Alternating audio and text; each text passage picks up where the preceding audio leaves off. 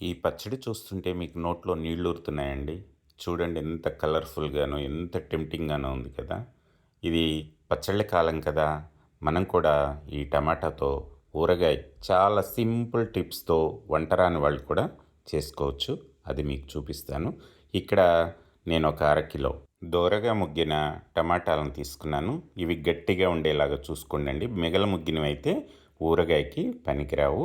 వీటిని శుభ్రంగా కడిగేసుకుని పొడి బట్టతోని అస్సలు తడి లేకుండా తుడుచుకోవాలండి. ఇప్పుడు కొంచెం నేను చూపిస్తున్న విధంగా ఒక్కొక్క కాయని 6-8 ముక్కల వరకు కట్ చేసుకోవాలండి. కొంచెం పెద్దగానే ఉంటే మనం నూనెలో వేయించుకునేటప్పుడు మరీ ముడతలు పడిపోయి ముక్క కనిపెడకుండా ఉండకుండా బాగుంటుంది. మనం తినేటప్పుడు కూడా చాలా టేస్టీగా ఉంటుంది. ఈ టమాటాలన్నిటినీ కూడా మనం సమానంగానే ముక్కలు కోసుకుందామండి. ఈ ముక్కలు కోసుకునేటప్పుడు టమాటాలకున్న ముచ్చికల దగ్గర ఉన్న నల్లని పార్ట్ అంతా కూడా తీసేసుకోవాలండి. ఇది ఉంటే పచ్చడి పాడైపోతుంది. ఈ కోసుకున్న ముక్కలన్నిటినీ కూడా ఒక గాజు బౌల్ తీసుకుని అందులో వేసుకుందాము. ఇందులో ఒక పావు టీ స్పూను పసుపు వేస్తున్నాను.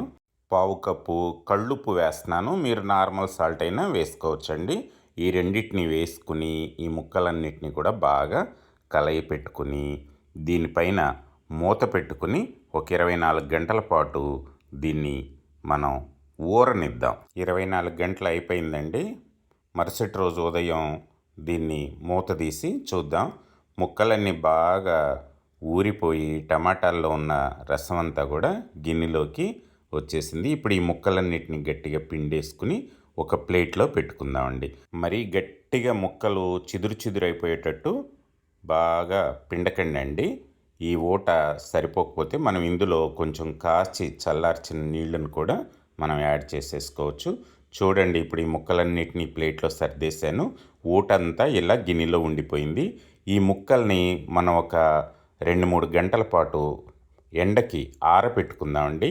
ఈ ముక్కలను ఆరబెట్టుకునే లోపు మనం ఈ టమాటా రసంలో మనం ఒక 125 గ్రాములు కొత్త చింతపండుని పెడుతున్నాను. ఊరగాయలకి ఎప్పుడు అన్నీ కొత్తవే ఫ్రెష్గా వచ్చినవే వాడుకోవాలండి. టమాటా ముక్కలను కూడా ఎండకి ఆరబెట్టేసానండి. మరీ పెళ్ళపెళ్ళాడేటట్టు ఈ ముక్కల్ని ఎండబెట్టుకోవద్దు. కొద్దిగా వడిలితే సరిపోతుంది. ఈలోపు మనం ఈ చింతపండు కూడా ఈ టమాటా రసంలో బాగా ఊరిపోయి ఉంటుందండి. దీన్ని మిక్సీ జార్ తీసుకుని అందులో వేసుకుందాము. ఎందుకంటే ఈ టమాటా రసం మనకి గుజ్జుకి సరిపోదు. అలాంటప్పుడు మనం కాసి చల్లార్చిన నీళ్ళని అవసరాన్ని బట్టి పోసుకుందాము. నేను ఇక్కడైతే ఒక అరకప్పు నీళ్లు పోసాను. ఈ టమాటా చింతపండు గుజ్జుకి ఒక కప్పు కారం వేస్తున్నాను.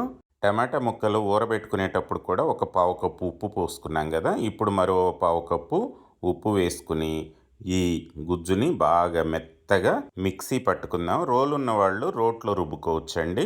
మిక్సీ పట్టుకున్న టమాటా పచ్చడిని అంతా కూడా గాజు బౌల్లోకి షిఫ్ట్ చేస్తున్నాను. ఈ పచ్చళ్ళని ఎప్పుడు కూడాను బాగా శుభ్రంగా పొడిగా ఉన్న గాజు బౌల్లోకే మార్చుకోవాలండి. స్టీల్ కానీ అల్యూమినియం కానీ ఇత్తడి కానీ అలాంటి గిన్నెల్లో వేసుకోవద్దు.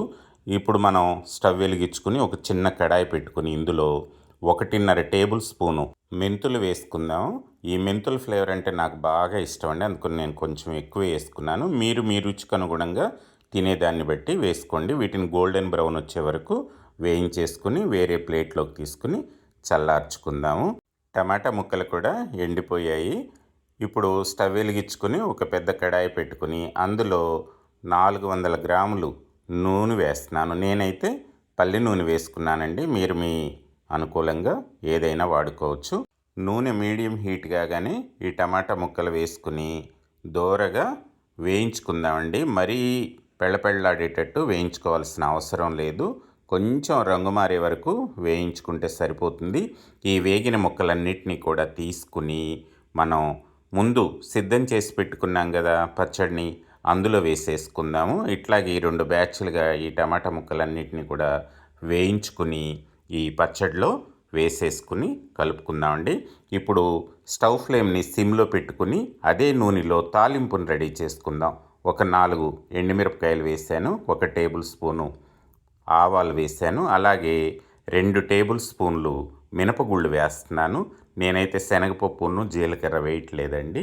ఇక ఇప్పుడు ఇందులో ఒక అర టీ స్పూన్ పసుపు వేసుకుని 2-3 రెమ్మలు కరివేపాకును కూడా దూచుకుని వేసుకుందాము. వీటన్నిటిని గోల్డెన్ బ్రౌన్ వచ్చే వరకు వేయించుకుందామండి. ఇష్టం ఉన్న వాళ్ళైతే ఇంగు వేసుకోండి, నేనైతే వేయడం లేదు.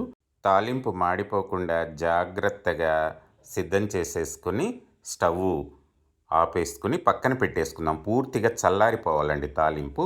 మనం ముందు వేయించుకున్న మెంతుల్ని కూడా ఒక చిన్న మిక్సీ జార్ తీసుకుని దాంట్లో వేసి పౌడర్ లాగా చేసుకుందాం. ఇందులోనే 3 వెల్లుల్లిపాయల గబ్బాలను తీసుకుని పొట్టు తీయాల్సిన అవసరం లేదండి, వాటిని కూడా వేసుకుని కచ్చాపచ్చాగా మిక్సీ పట్టుకుందాం.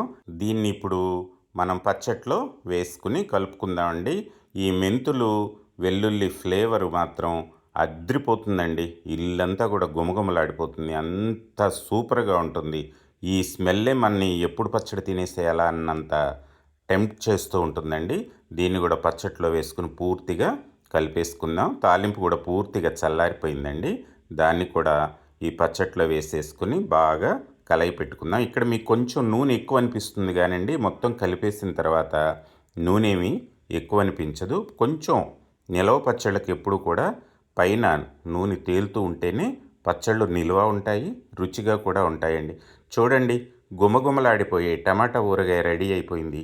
ఈ టమాటా ముక్కల పచ్చడి మాత్రం అద్భుతంగా ఉంటుందండి. ఒక్కసారి తిన్నారంటే మళ్ళీ మళ్ళీ తినాలనిపిస్తుంది. వంట తెలియని వాళ్ళు సైతం ఈ వీడియో పూర్తిగా చూసారంటే ఈజీగా ఈ టమాటా పచ్చడిని తయారు చేసేసుకోవచ్చు. ఈ నా వీడియో మీకు నచ్చితే లైక్ చేసి షేర్ చేయండి, అలాగే సబ్స్క్రైబ్ చేసుకోండి. పక్కనున్న బెల్ ఐకాన్ కూడా క్లిక్ చేయండి. Thank you very much.